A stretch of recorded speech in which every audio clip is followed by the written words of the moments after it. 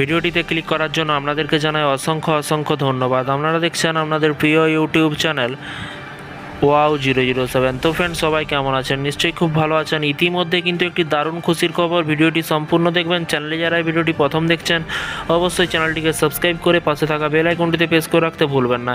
কি বলা হয়েছে চলুন বিস্তারিত জেনে নেওয়া যাক। ডিএ বৃদ্ধির পরে আরেক সুখবর, সরকারি কর্মচারীদের জন্য কয়েক লক্ষ টাকা বোনাস ঘোষণা করলো রাজ্য সরকার। ডিএ বৃদ্ধির পরে আরেক বড় সুখবর। কি সুখবর চলুন দেখে নেওয়া যাক। এখানে বলা হয়েছে বর্তমানে 50% হারে কিন্তু ডিএ পাচ্ছেন কেন্দ্রীয় সরকারি কর্মচারীরা, লাফিয়ে বাড়ছে অন্যান্য ভাতাও।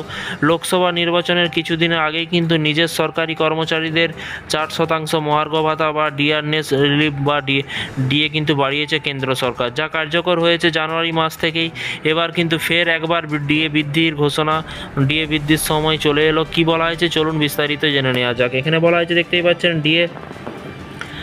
ডিএ এরপর আরও বড় ধামাকা। ইতিমধ্যে মার্চ মাসে বেতনের সঙ্গে বর্ধিত হারে ডিএ পেয়েছেন সরকারি কর্মচারীরা এবং সঙ্গে জানুয়ারি ফেব্রুয়ারির বকেয়া মহার্ঘ ভাতাও মিলেছে, যা পেয়ে কিন্তু যথেষ্টই খুশি সরকারি কর্মচারীরা। এবার সামনেই ফের একবার বাড়বে কিন্তু ডিএ। 4 নয় 5 নয়, কত শতাংশ ডিএ বাড়বে সেই নিয়ে কিন্তু সকলের মধ্যে জল্পনা তুঙ্গে। এবং কেন্দ্রের পাশাপাশি এরই মাঝে কিন্তু রাজস্থানের সাম্প্রতিক ডিএ বেড়েছে।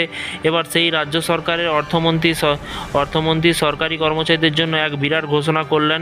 কিছুদিন আগেই কিন্তু department of pension and pensioners welfare এবং ministry of personnel public grievances and pension government of ইন্ডিয়ার পক্ষ থেকে কিন্তু জানানো হয়েছে যে ডিএ মূল বেতনের 50% পর্যন্ত বৃদ্ধি পেলে রিটায়ারমেন্টের গ্র্যাচুইটি এবং ডেথ গ্র্যাচুইটি সর্বোচ্চ সীমা 25% পর্যন্ত বৃদ্ধি করা হয়। এবার কিন্তু সেই নিয়েই কিন্তু রাজ্য সরকারি কর্মচারীদের বড় উপহার দিল রাজস্থান সরকার। জানিয়ে রাখি, এতদিন রাজ্য সরকারি কর্মচারীদের গ্র্যাচুইটি সর্বোচ্চ সীমা ছিল 20 লাখ টাকা। এবার থেকে কিন্তু কেন্দ্রের পথে হেঁটে কিন্তু সেই সীমা বৃদ্ধি করা হয়। এবার গ্র্যাচুইটির সর্বোচ্চ সীমা বেড়ে কিন্তু 25 লক্ষ টাকা করা হয়েছে। এক লাফে 5 লক্ষ টাকা কিন্তু বাড়ানো হলো, অর্থাৎ মহার্ঘ ভাতার পর কিন্তু ফের সুখবর।